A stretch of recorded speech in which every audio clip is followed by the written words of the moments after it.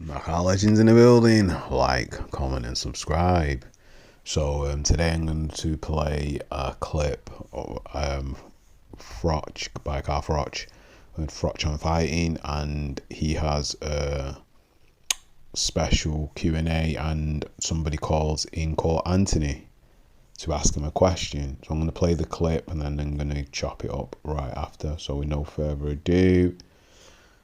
Loads of questions being sent in, as usual, actually. But let's get on with it. So the first one's actually a voice note. Voice note, lovely. And this is from Anthony, 34, from Watford. What's happening? How's your week going? How's your podcast going? Quick question. When you boxed Jean Pascal for your first world title in Nottingham, actually, Tyson Fury actually made his pro debut on that card. You fought for a vacant title, right? So you didn't beat a champion. What do you feel about that? Do you feel that you was regarded a champion because you fought for a vacant one? So the title not being there, it would have just been a normal fight, but they threw a title in the air and you became champion. You didn't beat a champion to become champion, if you get what I mean. Do you feel that that win, not irrelevant, but it's not highly regarded the same as if you was to have gone and beat a world champion? How do you feel about that fight with Jean Pascal? No, how do I feel about the fight with Jean Pascal? I recognise that voice is familiar. It's a familiar voice, that is very, very familiar. Anthony. Hey, it's been sent in. He sent it in, that's right. There you go. So how do I feel about the WBC title? Right. Good question, really. Because actually, when I beat Jean Pascal for the WBC World Super Middleweight Champion in December 2008, and he rightly pointed out that Tyson Fury was on the undercard. He's made his debut. I don't know what that had to do with anything. But the green and gold belt, the best belt in the business as far as I'm concerned. Yeah, fought Pascal. Right, listen. Joe Calzaghe was champion, and he was champion for a long time. And I was mandatory for that WBC World title.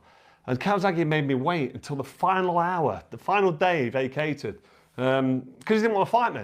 Regardless of what Bricktop will tell you, that Froch didn't want to fight Calzaghe. Apparently he looked into my eyes. Look into the eyes, go to sleep. He's like a clairvoyant now. He can read your mind.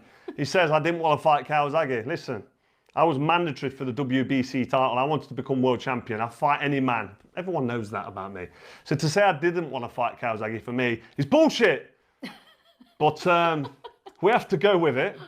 And I'm going to leave that one, but I fought for the WBC World title. It was vacant. I fought Jean Pascal, unbeaten Canadian, young, hungry lion like myself. Two undefeated, thirsty fighters wanting to become world champion. That was a 12-round war, a Hall of Fame type war. Look, Pascal went on to achieve unbelievable things. He stepped up to light heavyweight and became a unified light heavyweight champion. He beat Adrian Diacuna, I believe. He also beat Bad Chad Dawson, the man that beat the man. He unified the belts at light heavyweight after I beat him, and that's how you cement your legacy. And did I feel like a world champion after? Well, I had the green and the gold belt. So when I woke up and saw the belt at the bottom of the bed in the morning, yes, I did feel like a world champion, but I know what he means. I didn't beat the champion to become champion. That's probably why he conveniently didn't ask about the IBF title. The IBF title was held by Lucien Bute. He was unbeaten in 30 fights, 24 by way of knockout, and I smashed him to bits. Absolutely hammered him. I beat the bona fide world champion, the unbeaten world champion, took his soul for that IBF world title. That's probably why I didn't ask about that. But when I went on to defend the WBC title against Jermaine Taylor, the former undisputed middleweight champion, I felt more like a champion because he'd mixed it with the best and beaten the best. He beat Hopkins a couple of times. Jermaine Taylor did. So for me, when I won that, it was a great feeling. It was almost sort of like solidifying my place as a world champion. And obviously, we all know the career I went on to have after that. I boxed Mikel Kessler twice, Arthur Abraham, Glenn Johnson, Andre Durrell, boxed Andre Ward. Came back, I boxed Mikel Kessler in the rematch. I mean, the career has been unbelievable. But yes, I did feel like a world champ, but I know what it means. It was a little bit tainted because I didn't take it off the champion. That was a hard fight. But what could I do? Pascal fight was going. The Pascal fight was a great fight between you. It was the first fight you'd seen me involved in, wasn't it? Yeah. I watched it on TV, actually. I know you did. You watched it with your old man, didn't you? Yeah. So, yeah, good question. Thank you very much. Anthony from Watford. What is he, 34 years old? Thanks for that. Anyway. So from the clip there, he gets asked a question by Anthony Joshua, and they frame it as if it's just another person, Anthony from Watford 34.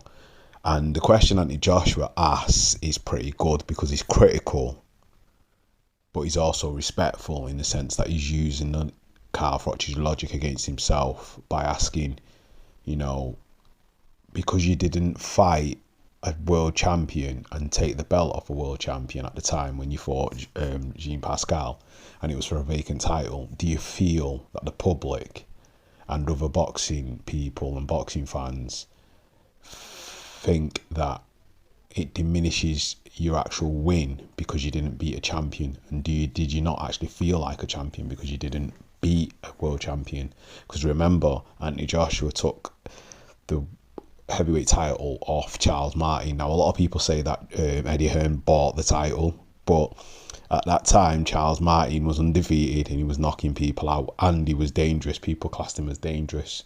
So, you know, Prince Charles, there was the hype about the fight, and then Joshua just took him out like he was nothing. You know what I mean?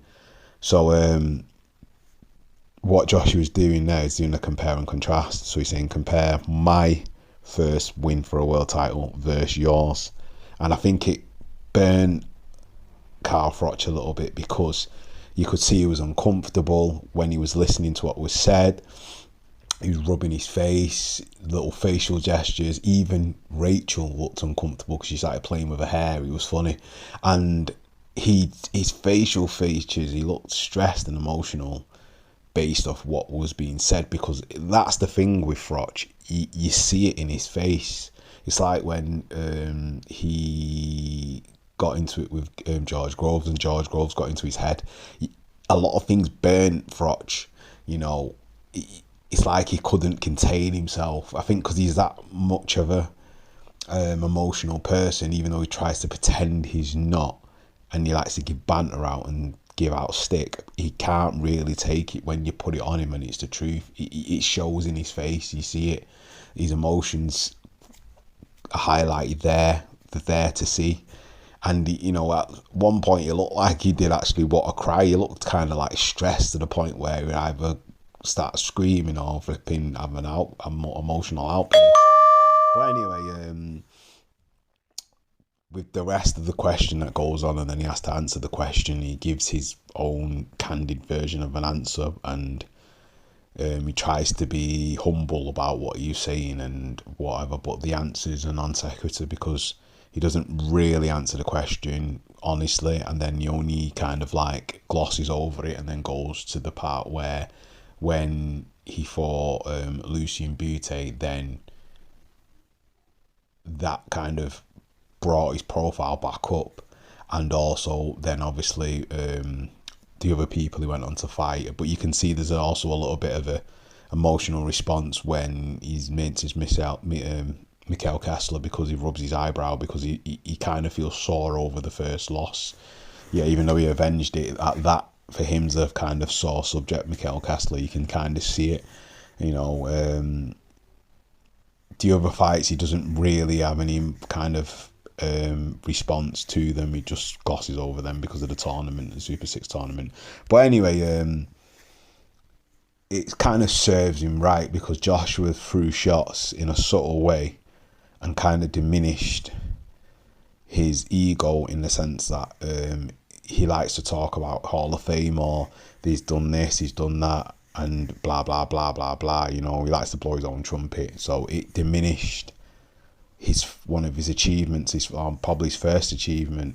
And then he had to talk up Pascal once Pascal had gone up in the division and gone and done what he'd done in that division, to make that win seem more better than what it was. And it aged better because obviously he'd gone on to do other things. But surely a different weight class where the fighters are heavier, that would be, you know, possibly a harder division. But obviously if you're a skillful fighter and it transcends from that division into that division, then that would pass on. But like, it's a different weight category, so I'm not saying it diminishes the win, but obviously because it's a heavier weight category. If himself was to go up to that weight category, would he be as effective in that weight category against some other fighters?